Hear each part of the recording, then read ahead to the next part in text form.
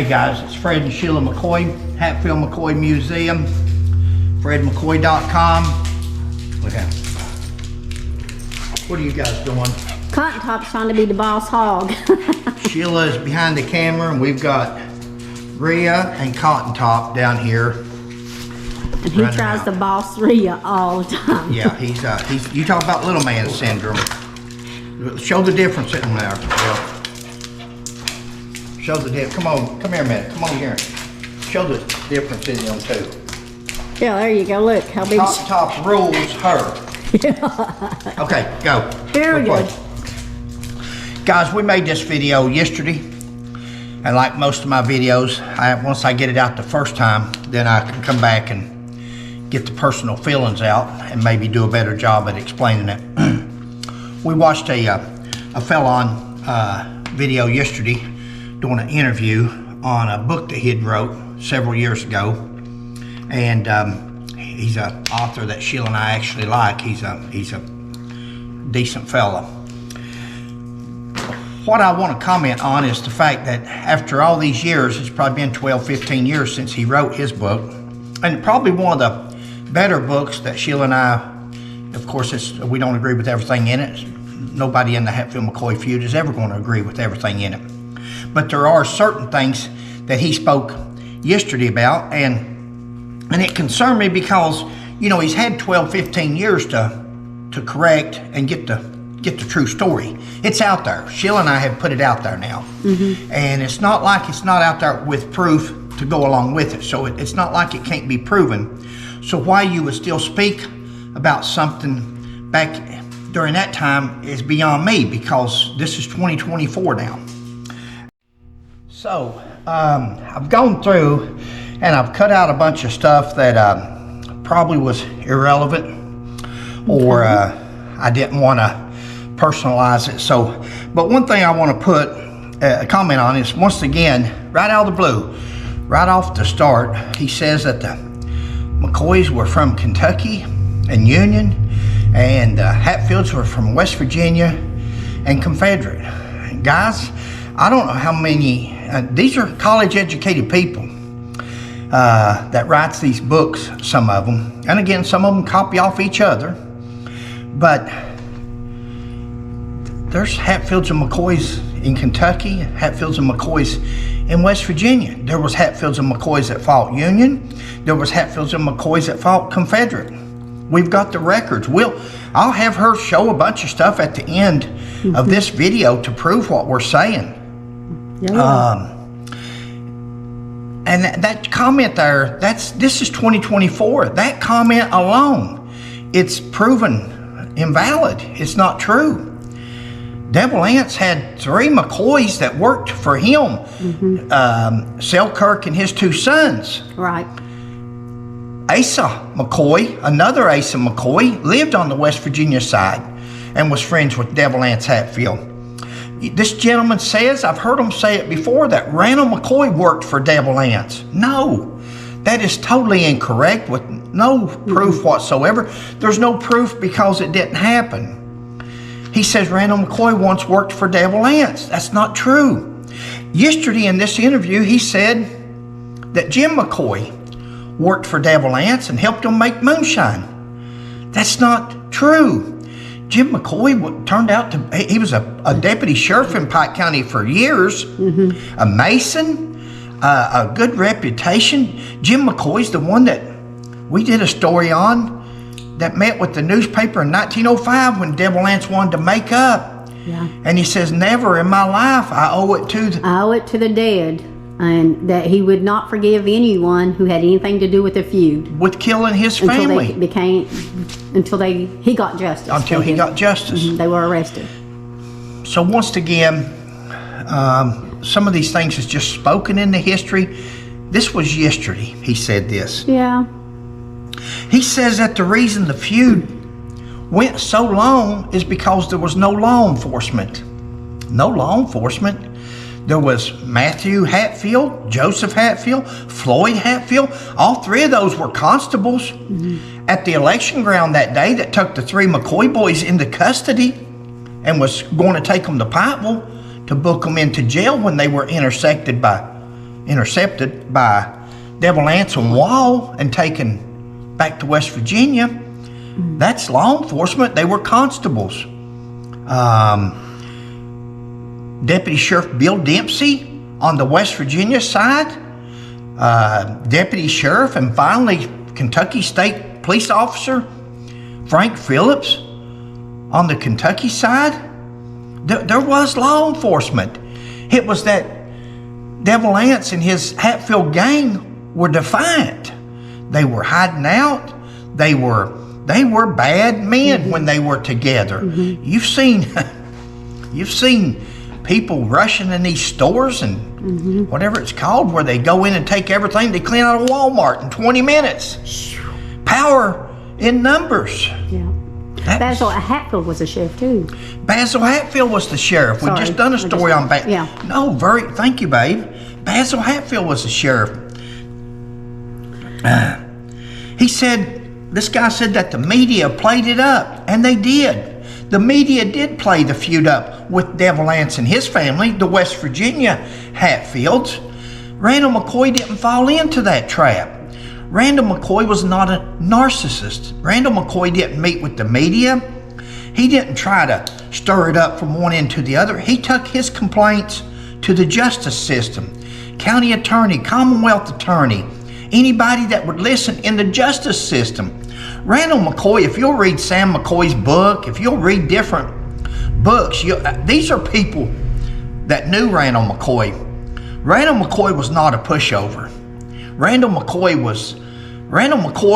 at one time, according to Big Sam McCoy, was going to kill some of the Hatfields. He was going to kill Wall and different ones when the posse was bringing them back. We just discussed the other day, why didn't, and I'll tell you what, Sheila, at 15 minutes, whether I'm done with this part or not, stop me, and we'll just make 2 videos. Okay. Some people have commented they didn't like long videos.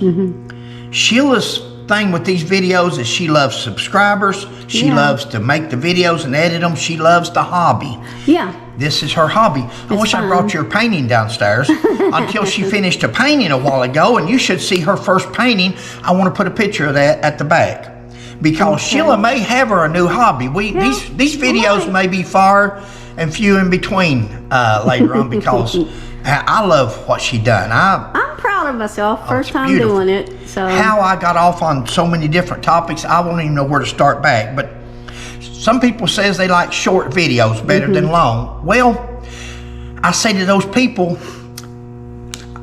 my videos, my part of it is history. Right. I'm trying to get this out there.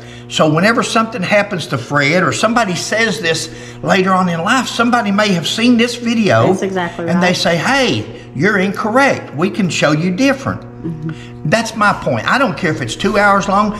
If the person is really a historian, if you're really into the Hatfield McCoy history, and I'm going to tell you about Fred McCoy. A guy said, well, I turned one off the other day.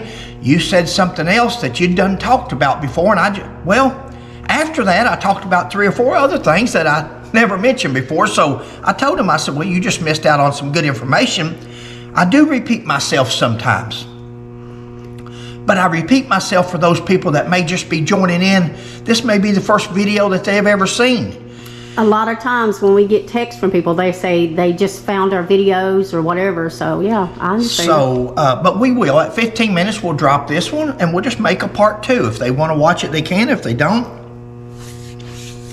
This person says that Perry Klein was the cousin to Randall McCoy. And again, guys, that may be minute to some people, but Altina Waller started this stuff. Altina Waller, in her book in 1988, she has forked off in a direction that, and she said Randall McCoy didn't have no Civil War records. Randall McCoy was Union. He was on the Kentucky side, so he was Union. Everybody hated Asa Harmon, his brother. The family did because they were all Confederate, and he was the only one Union. Kentucky was Union predominantly. But this man says that Perry Klein was Randall McCoy's cousin. Perry Klein was no blood relation to Randall McCoy at all, to any of the McCoys as far as that.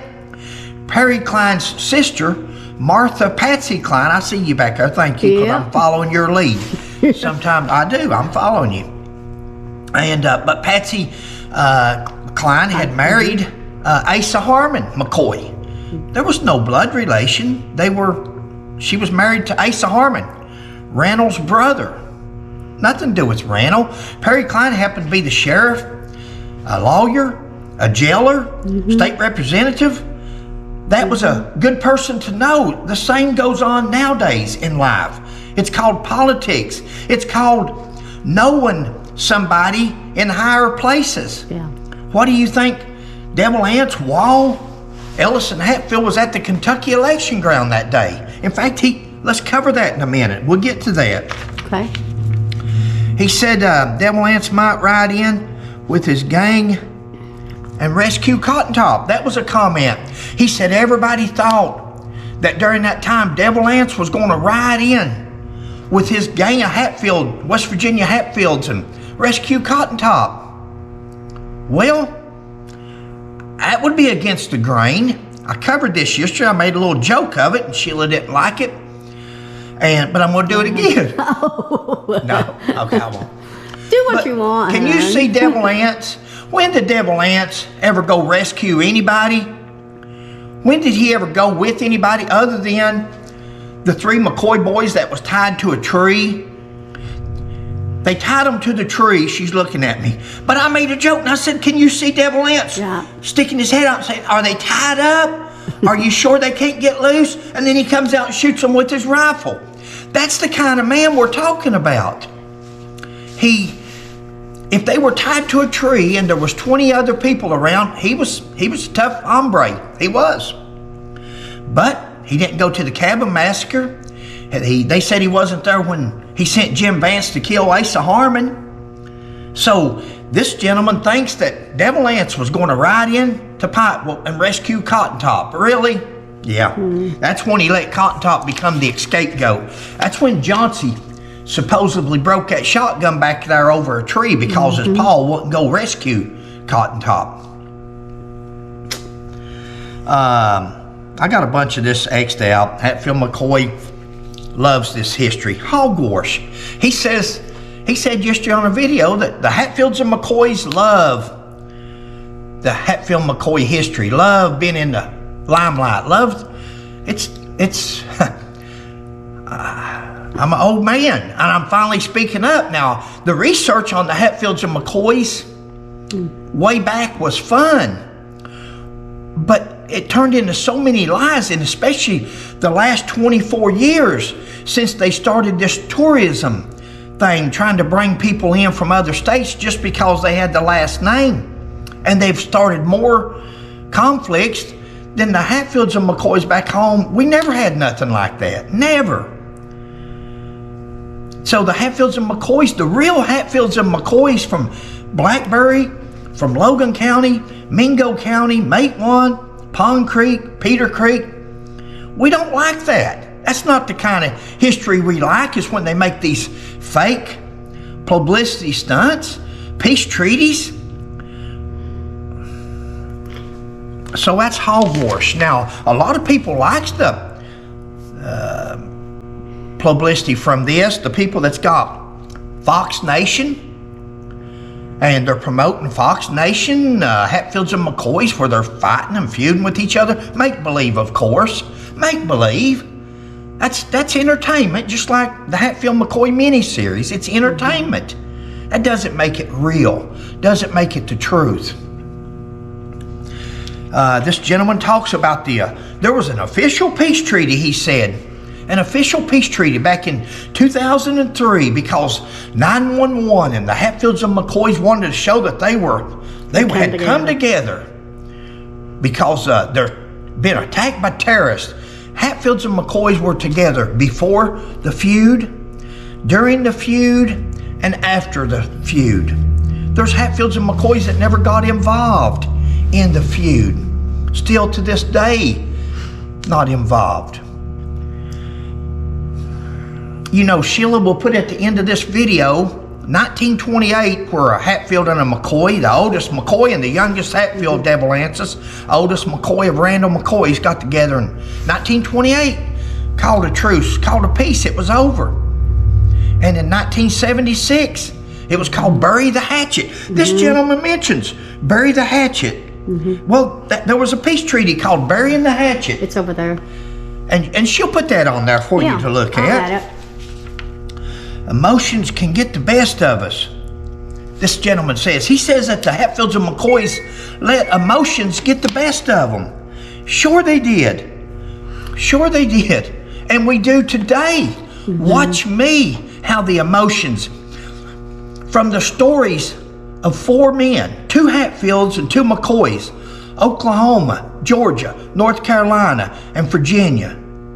Nothing to do, didn't grow up in feud country, grew up in Huntington, West Virginia, grew up in Detroit, Michigan, grew up all over the United States and some of the world because one of them's dad was in the military. Guys, these people don't know about the feud. They're reading books. Most of them are reading the wrong books, the wrong history.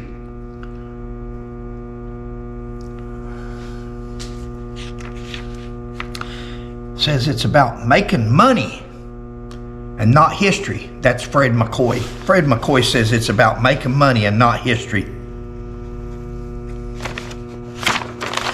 I don't know. Maybe I shouldn't do these videos. This gentleman says that there was a petition signed. And you know, Sheila and I love that. When people says, oh, Devil Anse was pardoned. Oh, great, show us the pardon. Devil Anse was this. Okay, great, show us. This Randall McCoy sued Devil Anse. Great, where's it at? Devil Anse sued Randall McCoy and Perry Klein. Where's it at? This gentleman here says there was a petition signed between Devil Anse Hatfield and Randall McCoy that they wanted the governors to combine the states to take the Tug River out as the boundary line. They wanted Kentucky and West Virginia and Virginia joined together as one state. And Devil Anse and Randall McCoy signed that petition. We'd like to see it, won't we, Sheila? Yes, very much so. We'd like to see it. That's evidence. I'd love to see that. That's evidence. Things like that is what shuts Fred McCoy up. Because when you show that to me, and it's not been doctored, it's not been photoshopped, then I'd say, hey, thank you. Yeah, we learned something new. That's something else. We learned something new. Yeah. All McCoys Union, all Hatfields were Confederate. Bull. Yep. Bull. Hogwash. There you go. Says that the Hatfields and McCoys raided each other. They raided each other. Talk about like the cabin massacre, the killings, the beatings. Guys, McCoys never burnt no cabins down. McCoys never shot no Hatfield, especially no Hatfield women. Never shot no Hatfields. Let's change that. No kids. McCoys didn't do that. But this gentleman, in order to sell books, just like Jimmy Wolford told us one time, how you gotta appease, you gotta market. It's called marketing, Fred. That's what he told me. Yeah, he did. He was laughing. It's called marketing. Listen here now, look here. It's called marketing. Yeah. You got to market to the people that's going to buy your product. Well, this gentleman don't want to hurt the Hatfields, West Virginia Hatfields' feelings or Devil Anse fan club because he says they raided each other. He knows they didn't. He done the research. He knows the McCoys didn't kill any Hatfields. He knows the McCoys didn't do that. You know, there was only one Vance killed. A Vance, that wasn't even kin to the Hatfields. That was kin to Devil Anse's wife. And, you know, of course, the state killed Cotton Top. He's a Hatfield, but the state killed him for his criminal doings. Law died. When did Jim McCoy work for Devil Anse and moonshining? Show proof. Yeah. There is no proof, so he's not going to show it. He just spoke that into history on that video yesterday. How many minutes you at? Oh, shoot. 17. Let's stop it there, guys. If you want to see the rest of this story, there's going to be a part 2 to it, and it gets even more interesting. If you don't, then fine, but at least this will be a short video. Thank you all.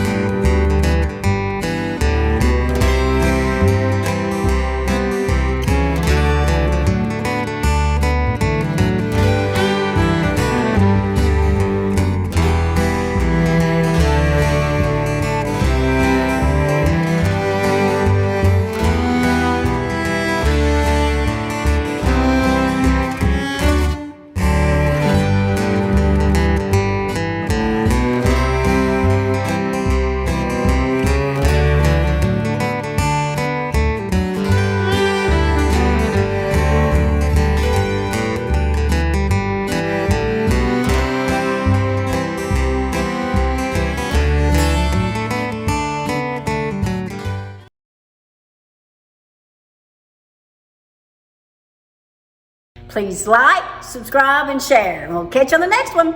Bye.